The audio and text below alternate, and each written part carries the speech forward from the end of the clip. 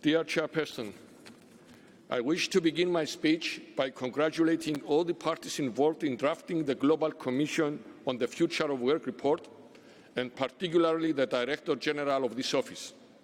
The Cyprus Employers and Industrialists Federation believes that the report sets some very ambitious goals, recognizes the opportunities introduced by new technologies, and sends a clear message on the urgency of change and the need to act.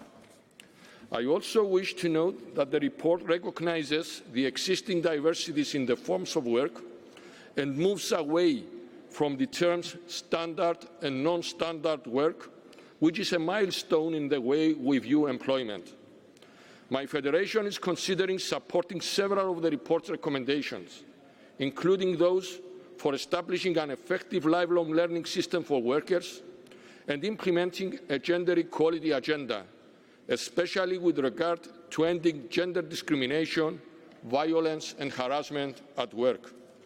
However, we maintain reservations for other recommendations, such as the establishment of a universal labour guarantee and expanding time sovereignty, which we consider unrealistic and disproportionately costly.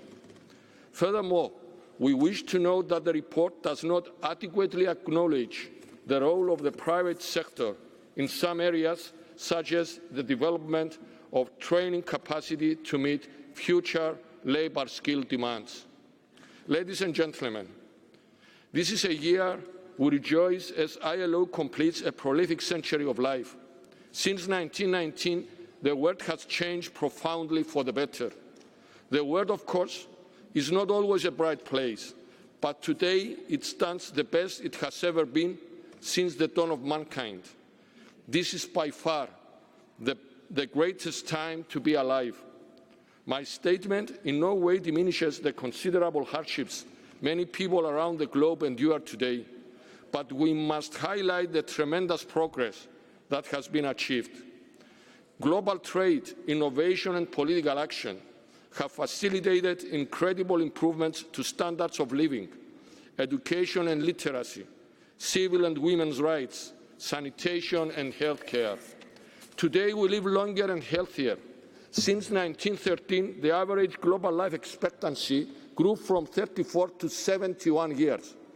More people can read and write today than any other time in human history, as global literacy rates rose from 31% in 1920 to 86% today.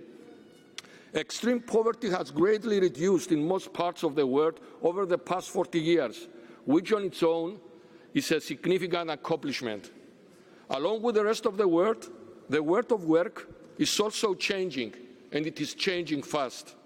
Technology is not evolving in steps, but in leaps, and it is often challenging to make sense of how such progress can affect us.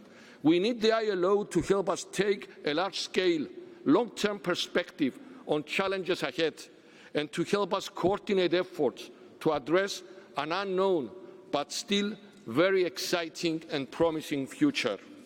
Distinguished delegates, mankind in the past 100 years has eradicated smallpox, split the atom, went to the moon and back, discovered the elusive Higgs boson, and just 2 months ago took its first picture of a black hole.